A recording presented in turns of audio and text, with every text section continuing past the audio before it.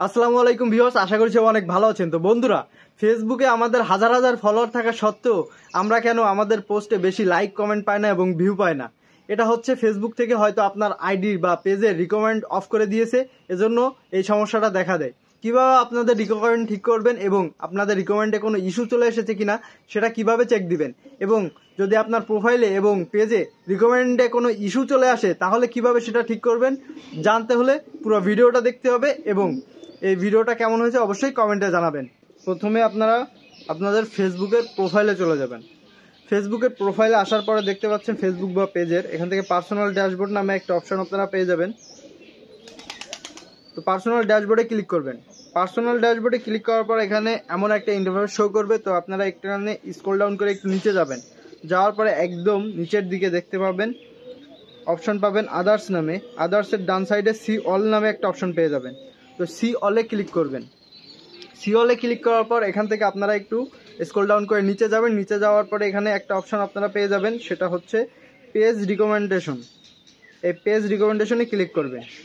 এখান থেকে আসার পরে আপনারা দেখতে পাবেন আপনাদের রিকমেন্ডেশনে এখানে যদি কোনো ইস্যু না থাকে তাহলে মনে করবেন যে আপনার পেজ বা অ্যাকাউন্ট ঠিক আছে।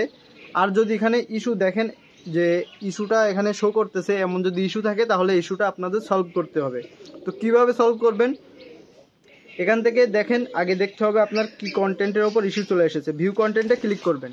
ভিউ কন্টেন্টে ক্লিক করার পর এখানে দেখতে পাচ্ছেন আমার কিন্তু দুইটা কন্টেন্টের ওপর ইস্যু চলে এসেছে।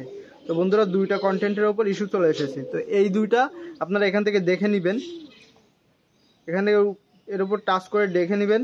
এখানে দেখতে পাচ্ছেন আমি যে প্রোফাইল পিকচারটা আপলোড করছিলাম, যে আমার পার্সোনাল প্রোফাইল, তো আমার প্রোফাইলে দেওয়া আছে ফেসবুক, এবং আমি এটা যখন পেজের প্রোফাইলে দিয়েছি তখন কিন্তু এই সমস্যাটা দেখা দিয়েছে। তো এখান থেকে আমরা গিয়ে এখন প্রোফাইলটা ডিলিট করে নিতে হবে। দেখতে পাচ্ছেন এখানে আপডেট দেয়ার প্রোফাইল পিকচার, এটা কিন্তু আমার প্রোফাইল পিকচারটা চেঞ্জ করতে হবে এক কথায়।